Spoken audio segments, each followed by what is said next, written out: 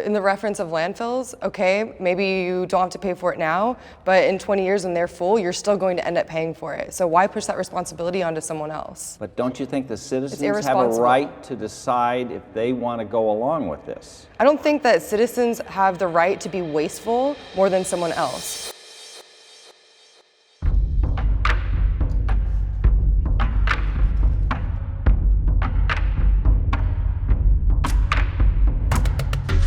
My name is Don. I'm a professor of geology and a professional climate scientist. I've published in the field for many years. My name is Andrew. I studied environmental science policy and management. I'm a consultant that specializes in sustainable tourism. My name is Natalie. I'm a local government consultant, and I believe that anthropogenic climate change is real. My name is Michael. I'm the vice president of a nonprofit that concerns itself with the threats to Western civilization. My name is Dr. James Enstrom. I'm a physicist and epidemiologist, and I'm passionate about scientific integrity. My name is Keith Hardeen. I'm a constitutional rights activist, and I'm concerned about the future of the next generations. May I please have my activists to the left and my skeptics to the right?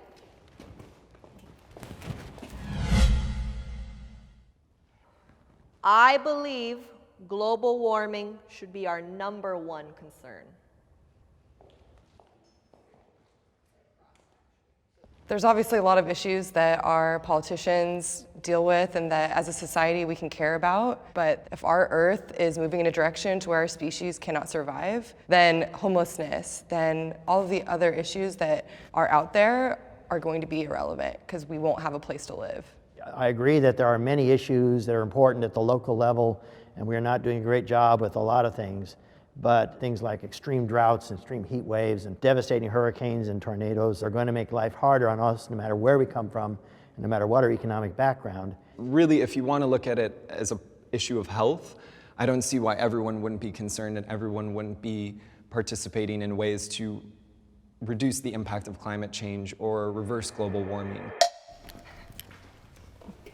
No matter what the United States does, it's not going to make an impact on the worldwide greenhouse gas emissions as long as China and other parts of the world are increasing the greenhouse emissions. It puts the United States at an economic disadvantage when we try to transform our lives and the other countries just simply ignore these efforts. The United States seems to be the most held responsible for the global warming, for doing something about it. And that's what bothers me. You know, we have a constitution, and nobody ever considers that constitution the importance of protecting the natural rights of the individual. And I think global warming is an infringement on those rights.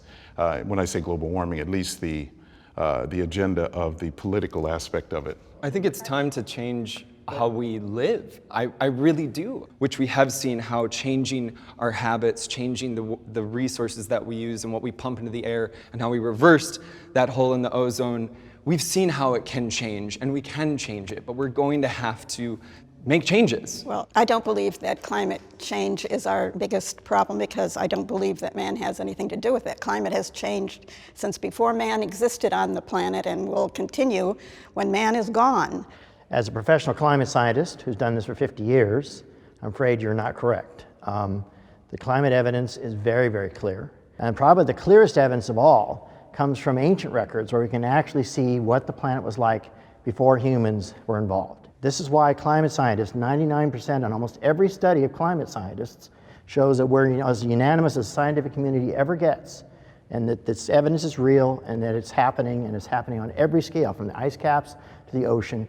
Every place we look, we get the same answer. No, I'm not a climate scientist, but I know a lot of them. And I've heard exactly the opposite argument made. Thousands of scientists, just in the United States, signed a letter saying man has little, if any, effect on climate.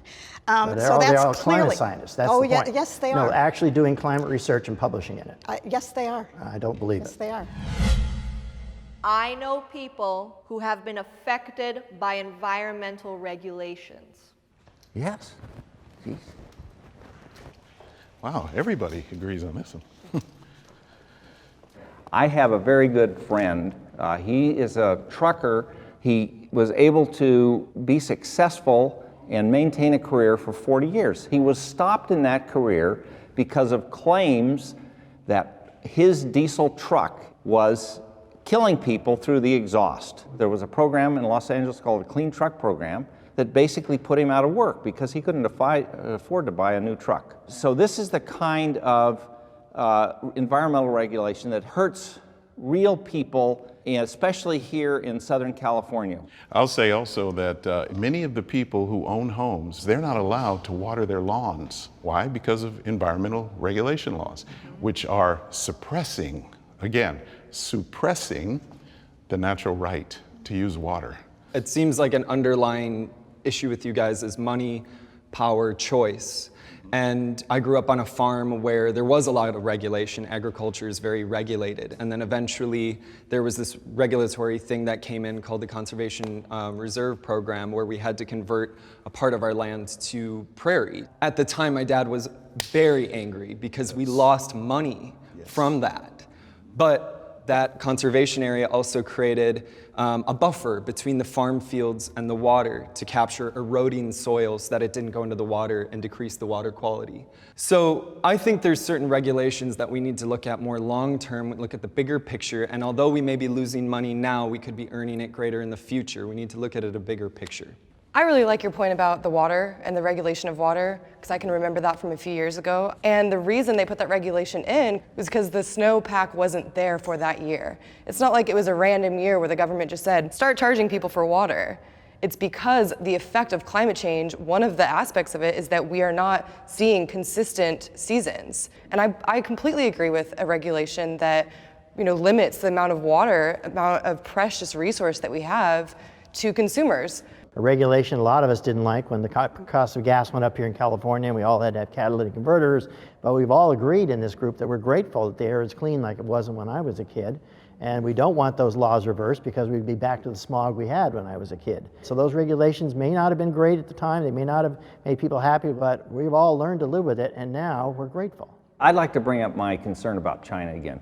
On some days, the pollution levels in China can be 10 to 50 times what they are here in Southern California. They simply assign their citizens to wear gas masks. And then they take the jobs, the manufacturing jobs that used to be in this area, have now gone to China. I might be missing it, but are you saying that you would rather have that manufacturing be in California and that we all wear gas masks all the time? Because that regulation that we have here that makes it expensive to have manufacturing here is what keeps us safe. That is what makes it expensive. I think you're misunderstanding me. You could bring manufacturing back, just like President Trump has done in various parts of the United States, by just making the economics work.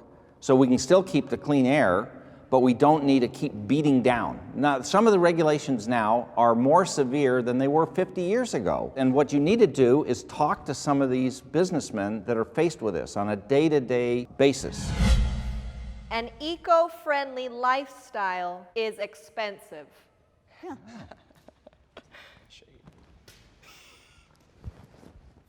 We all know we're paying twice as much for gas as the rest of the country. I pay an enormous amount for energy in my little tiny one-bedroom condo. Wind and solar have been subsidized. So, we've already paid a fortune for it all. Why not put some of these regulations to a vote instead of the EPA and all the rest of these administrative arms placing these regulations on us, taking more and redistributing more of our wealth or more of our money to pay for something that we're not even going to use or benefit from. An eco-conscious lifestyle does not need to be expensive. There are incentives that are built into our policy that encourage people to live a more eco-conscious lifestyle, because you have control over that. A lot of things you don't have control over, but you have control over how much you're buying at a grocery store and how much you're deciding to throw away. And minimize that, scale it back in all regard, in how far you're driving, in the water, in the electricity, in all the different sectors that impact climate change. So you have the decision to make of how much you're going to use, and there are direct cost savings with not being so wasteful. I'm also an example of that. I drive an electric car, and it's not that hard in Los Angeles to get it charged. And in the future, it's going to be much easier for more and more people to have electric cars, especially as the cost of internal combustion engines keeps adding up. I spend a tremendous amount of time recycling plastic, recycling aluminum, and about every 6 months I go to the recycle yard myself, and it pays off very handsomely. Aluminum is extremely valuable. There's a lot of small choices and a lot of larger choices,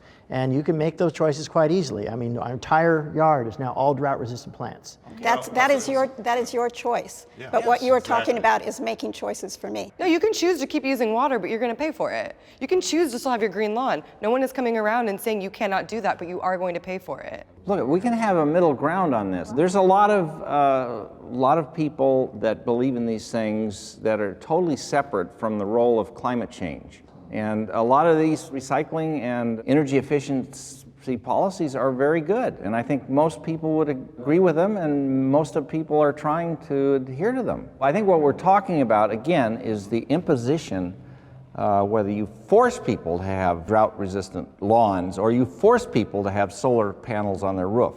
I don't see any reason why people can't make choices like that on their own. When it comes down to it, like those choices we make, what we buy, whatever we vote on, it doesn't have to be expensive. But what we're trying to do is prevent these costs from getting bigger long term. I mean, I think we just simply need to change some of our choices and be a little altruistic. I worry about our future.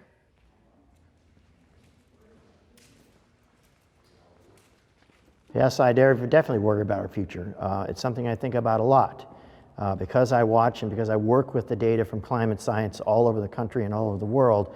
And I especially worry because I have 3 young sons, one of whom just has his birthday today. And I'm very worried that the planet they're going to inherit is already going to be much, much more difficult to live on than the one I inherited or one my parents gave to me.